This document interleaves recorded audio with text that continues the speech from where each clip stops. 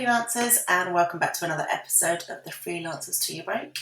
I'm recording this on a blustery Sunday just after the latest lockdown announcement's been made, so lots happening this week. But I want to dive into this month's theme, which is going to be all about pricing.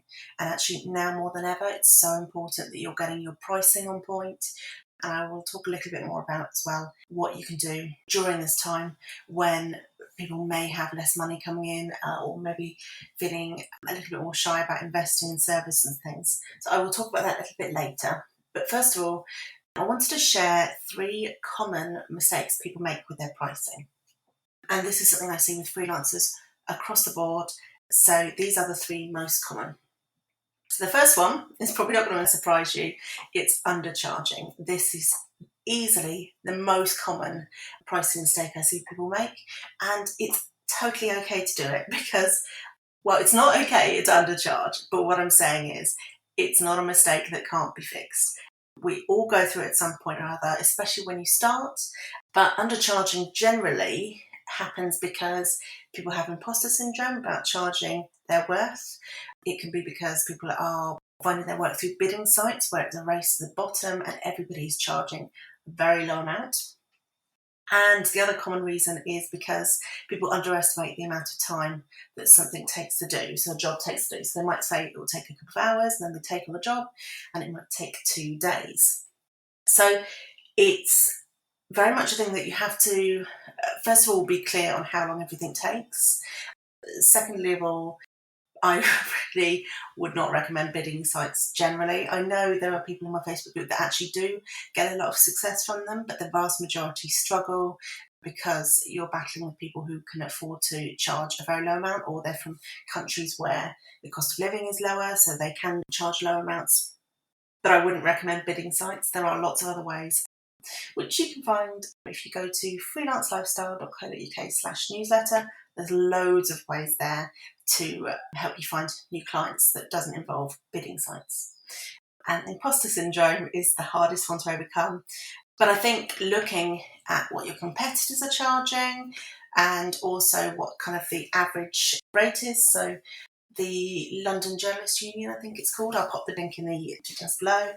They list what people have recently charged for articles, PR work. There's loads of other things, media work, broadcasting. So have a look on there as well, and that will give you an idea.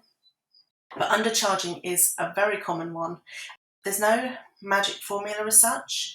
If you join me for the Freelance Lifestyle Summit earlier this year, which is now part of the Business Lounge, we will have Sally Farron coming on this month in the Freelance Business Lounge and as a webinar. She's going to be talking a lot more about pricing and packaging. Anyway, so that's undercharging. Next one is actually a lot more rare than you think, but everybody's paranoid about it. Overcharging.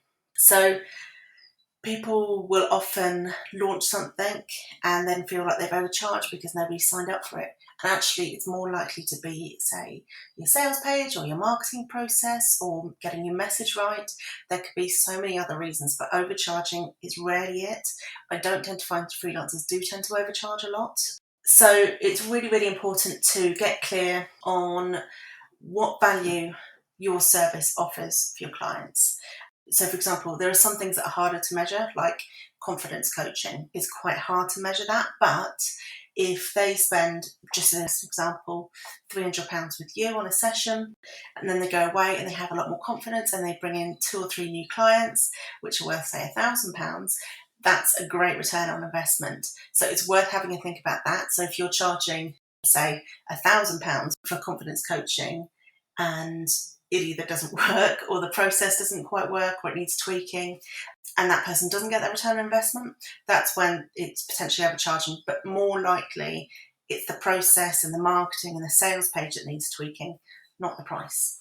And the third one I see really often is people discounting for no reason. So this could be on bidding sites where people reduce their prices just to match the competition. So it could be when a client comes over, they want to work with you, but they immediately ask for a discount because they can't afford what you're doing or what you're charging. So there are lots of reasons why someone might ask for a discount or someone offer for a discount, but discounting without a decent reason is not a good pricing strategy. So if you are going to discount, there are a few reasons why that are good reasons. So, for example, you could offer a very small discount if they pre-book 3 or 4 months, and then you know you've got that consistent income coming in. One thing I offer is an early payment discount. So, especially with big corporations, if I work with a big corporation, I might offer an early payment discount, because if they are the kind of company that have 90-day terms, but you offer this early payment discount, they might then be more likely to pay you in, say, 30 days or even a week, depending on what your terms are. And that would be, for me, it's only 4%, so it's not a huge amount, but that's 4% pays for all that time that I'm not having to chase invoices and things like that. So yes, so there's early payment discounts for being a good reason.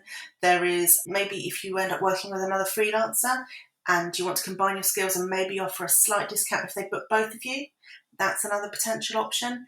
But overall, you don't really want to be offering discounts from the off with no special reason. The other one reason actually I've just thought of is if you're working with the third sector, the charity sector, you may want to have a special discount that you apply to their invoices. But if you do that, make sure that when you send them the invoice, it says the full price and then it shows the discount, so they know what their discount is rather than thinking that is your standard price. So just to recap, 3 mistakes people make are undercharging, very, very, very common. Overcharging, not that common, but it does happen, but it's more likely to be to do with your messaging or your marketing than the actual price. And then the third is discounting without reason. One more note on discounting as well is I always recommend that you discount what you're offering, not the price. So, for example, if you're a social media manager and your standard package is 3 social networks, 5 posts a week, something like that, and they can't afford that, then maybe you reduce the number of social networks you offer or reduce the number of posts that you do a week. So the key really is reducing the amount of work rather than your price, so then you're not out of pocket and doing extra work. One final thing I want to talk about is obviously we're moving into lockdown in the UK, in England in particular, and I wanted to talk about some of the options you can look at to make your work maybe a bit more affordable for those who can't afford it without you being out of pocket or out of time. So the first thing you can offer is vouchers. So we're coming up to Christmas, and it may be applicable that your service could be offered as a voucher for somebody for Christmas. So, for example, I do coaching for freelancers, and I have in the past had family members grouped together to buy a coaching session for a client. So that's one option where you could create some kind of voucher that friends and family could then put money towards that. Number 2 is payment plans. Now, this obviously depends on what you do. So if you do monthly build work, this probably wouldn't apply, but if you do projects, maybe you can offer a slightly longer payment period, or you can break it down into smaller chunks over a long period of time. So payment plans are another option for that. And the other option is if you find that there's a demand for your work, but people can't afford, or some people can't afford the full price, there is a potential there for a smaller option of what you do. So that might be a DIY course. So for example, if you're a PR, it could be if they can't afford to work with you directly, maybe you can have like a PR course or a webinar that you can point them towards, where they'll still be investing in your services, but at a lower price point. I would also really recommend, and I know this is very patronising because I know lots of freelancers I know support local businesses, but because we're all locked down now, I really would recommend having a look at all the small businesses in your area. Go have a look in the Facebook groups that you're in. First of all, it's great that you'll be able to find local businesses, but you also might find promotion threads that you can promote your own services in, and maybe that voucher would be a good way to do that. So slightly longer than usual podcast this week, but I'm really looking forward to talking more about pricing with all of you. And I will also be sharing details next week about Sally Farrant's talk that she's going to be doing at her workshop about pricing. And that is going to be one that you can't miss. So I can't wait to talk to you all about pricing a bit more next week.